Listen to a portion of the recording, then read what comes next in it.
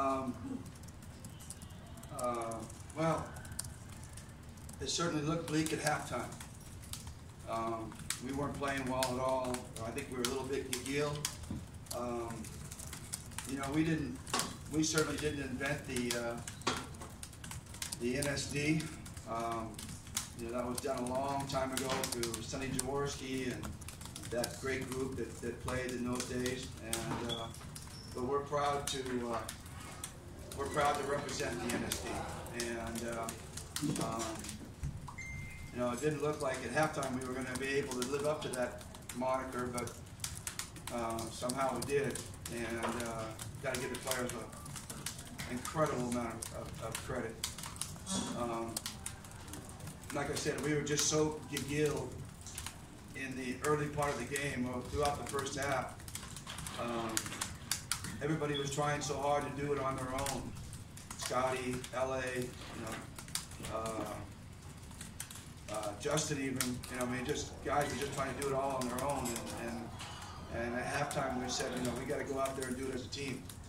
And I thought we played a lot better team ball in the second half on both sides, offensively and defensively. So we're happy to be alive and kicking, and but that's not what we're here for. If we're just going to be here to win one game, so we can take pride in that. Again, that's my term. That's bogey points. You know, we're here to win this series. So I just hope our guys understand that and you know, don't rest on their laurels that they're able to pull out one game. We've got to keep moving forward. And like we said, if they beat us twice, we feel we can beat them twice, and then, you know, we'll look at the jump ball in Game 5 and go from there. And that's kind of our attitude at this point. So we were able to sneak this one in. I'm not sure how. It certainly wasn't great coaching. It was great play by our guys, and but it certainly wasn't great coaching tonight. Hopefully that can be a little bit more effective for them, for our guys on Friday. Anybody know where the game is? Ginebra on a Friday night. It's going to be fun.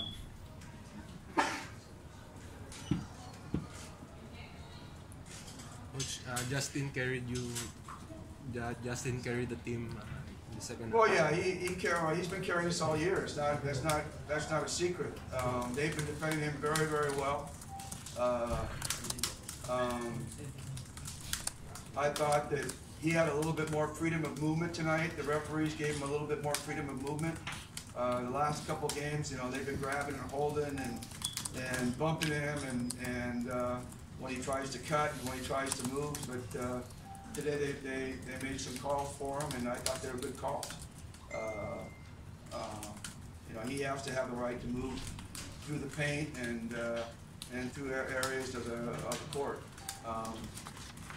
But that kind of freed him up and helped us out. But like I said, I felt in the first half he was trying to do too much. All of us were trying to do too much, and when each one of us are trying to do too much, we were doing nothing basically. And when we finally started, everybody started to contribute. Then we started to play our game.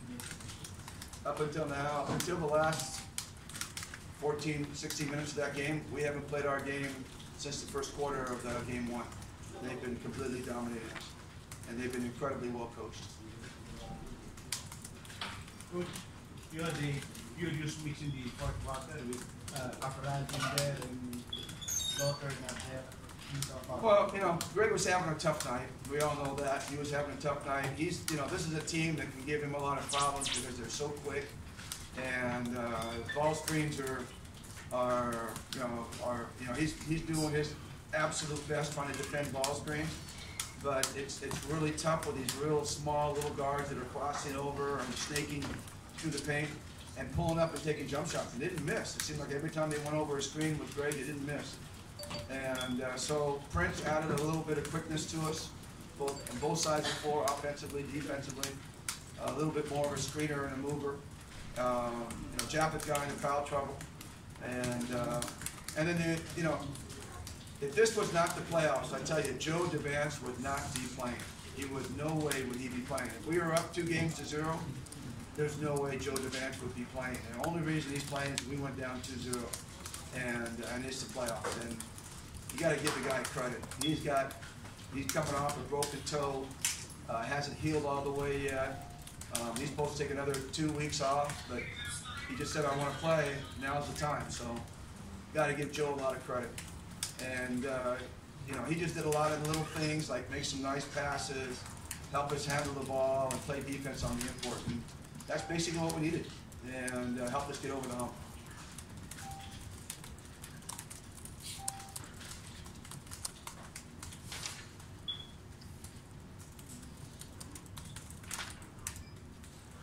I think the thing is that when we're playing Greg and Japeth, we've got to win the matchups. We can't let the smalls beat us, and we have to have our bigs beat them. And that didn't happen in that first half tonight, and so we went smaller in the second half trying to match up. But if we're going to win, our bigs have to be more effective than their small. And so far that hasn't happened. And hopefully that'll happen sometime in this series. We'll keep trying it, but again, the ultimate goal is winning. So whatever it takes to find a way to win, we're going to do it that way.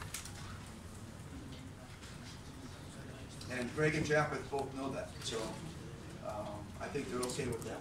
I mean, they're disappointed, obviously, but they're okay.